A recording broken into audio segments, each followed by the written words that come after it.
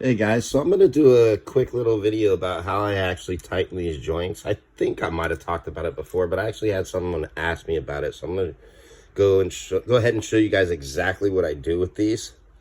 So let's say you take apart your Joe because there's some loose joints, loose head joints, stuff like that. He is in the process of getting fixed, this Hero. Unfortunately, it is my birthday today, and last night I ran out of clear coat.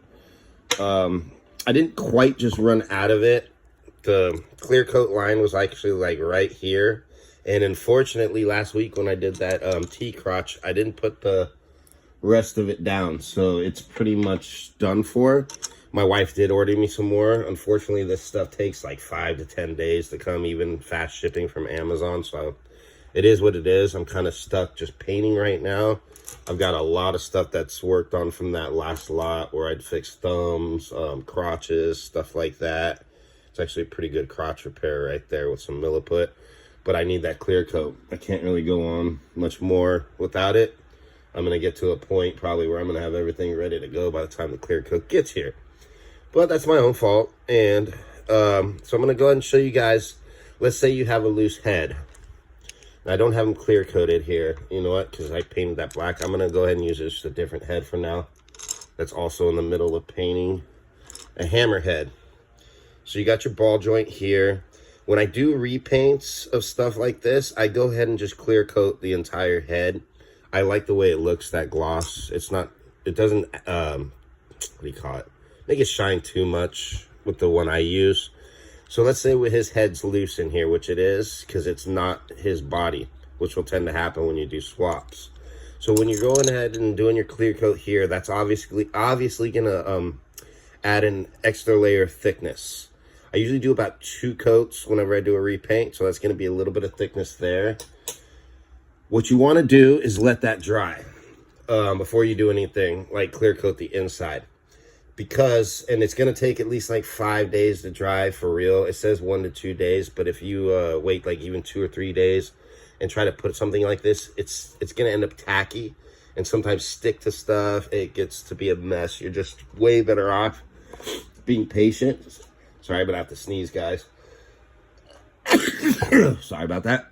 And being patient and letting it just dry all the way. I've been impatient a few times, and I've ruined a few things doing that, and I've learned my lesson, definitely.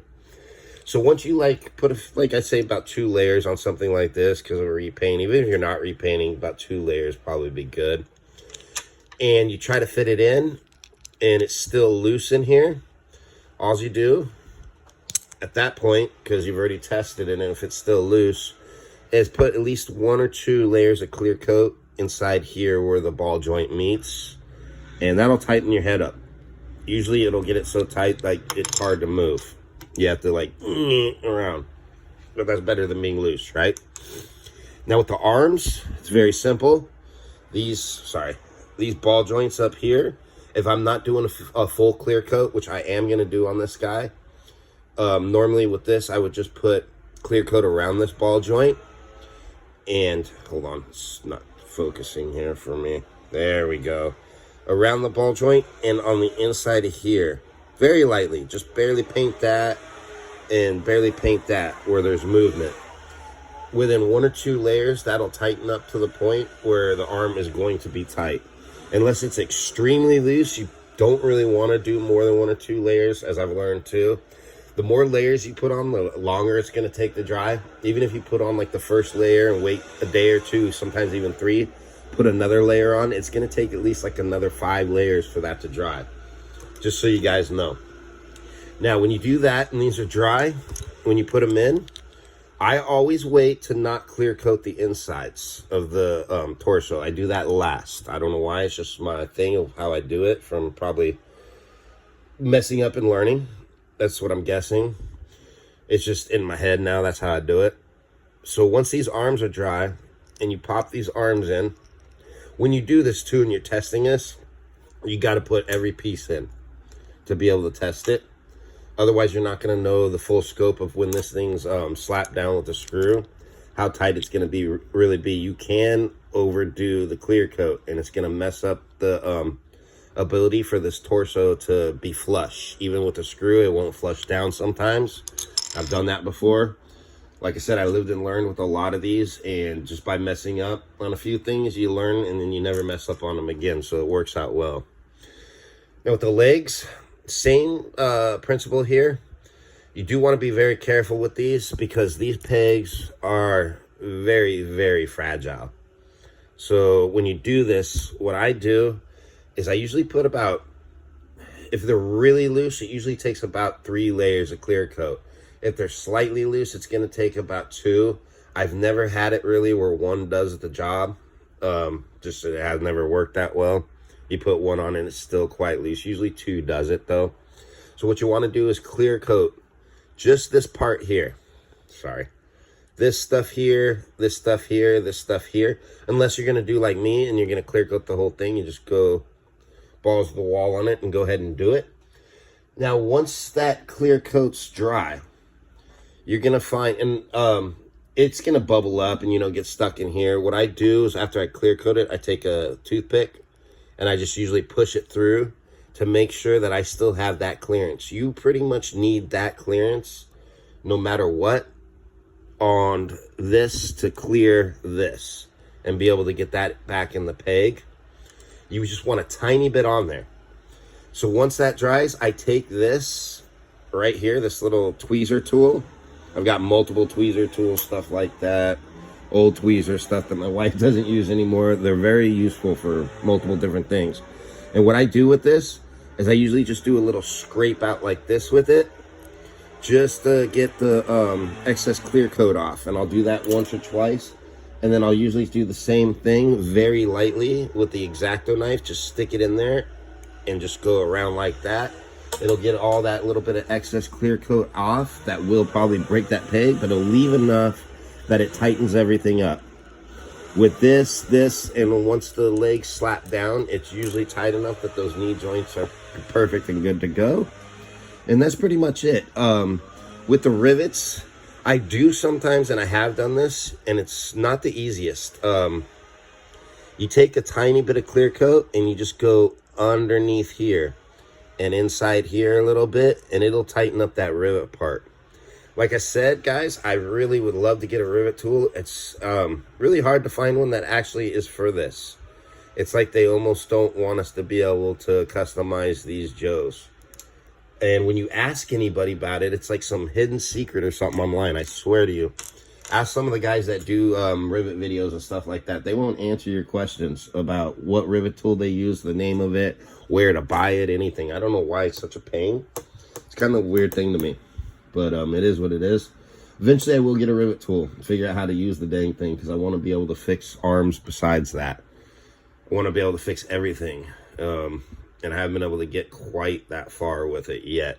So, that's just a quick video. Someone asked me, I woke up this morning and asked me how I actually do the tightening of the joints. And I did text back to him, you know, on the little forum area that we're talking back for on the video.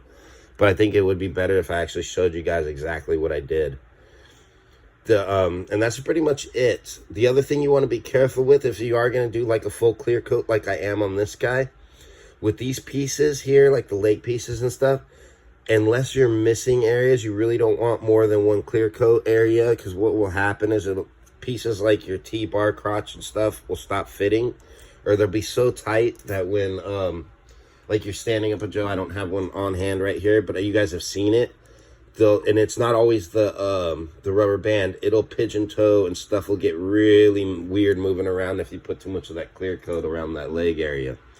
The other thing also, guys, if you're ever doing repainting, the inside of the crotch area, you're almost not, you're better off not painting and clear coating unless you do a really good thin layer of paint and clear coat for whatever color you're changing. You're almost better off just keeping the crotch whatever color it is.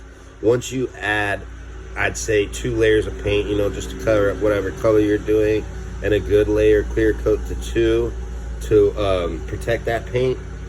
Almost every single time I've done that, I have found I can't get the I can get the legs in, but where the joint meets up here into here, there's going to be so much rubbing and so much tension. It rips the clear coat off, it rips the paint off. Sometimes it like pushes it to where it wants to break the T-crotch part off. It's not worth it to me. So if I'm going to use a crotch, it's got to be pretty much the color that I want it to be, at least for the inside area. The outside, you can do whatever you want to it. That's just a quick little thing I learned with crotches. And that's pretty much it. So I hope that was helpful for you guys, at least showing you what I actually do with the clear coats on the inside and the outside to tighten up those joints. It's pretty easy. It's not hard at all.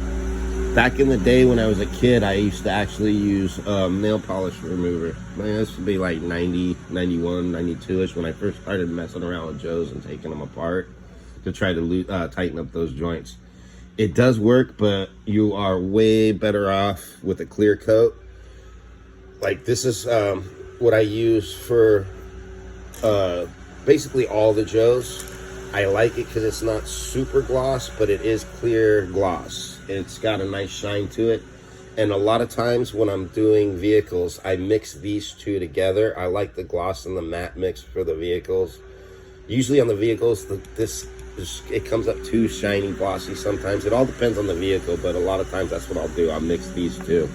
This stuff's really cheap. I think I got it at I got it at Michael's. I think it was on sale at the time for like $5 for this huge thing. I think it's just because it is matte. Matte's not as desirable, I'm guessing, as clear coat. These I have to get online. Michael's and Hobby Lobby claim that they have them in store, but they never have for 2 straight years. And Hobby Lobby, you can't even order them online right now or go in store to order them, even though they say they're available. So I end up just getting these on Amazon. And I believe, what are they? They're like $7 or $8 a piece, which is okay. It's not bad for this. They last quite a long time for a lot of projects. So that's about it, guys. Quick little video on how I actually tighten up joints, since somebody asked me this morning. And I will see you guys soon.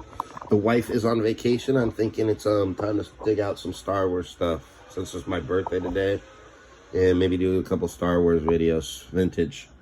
I'll see you guys next time. Thanks for watching.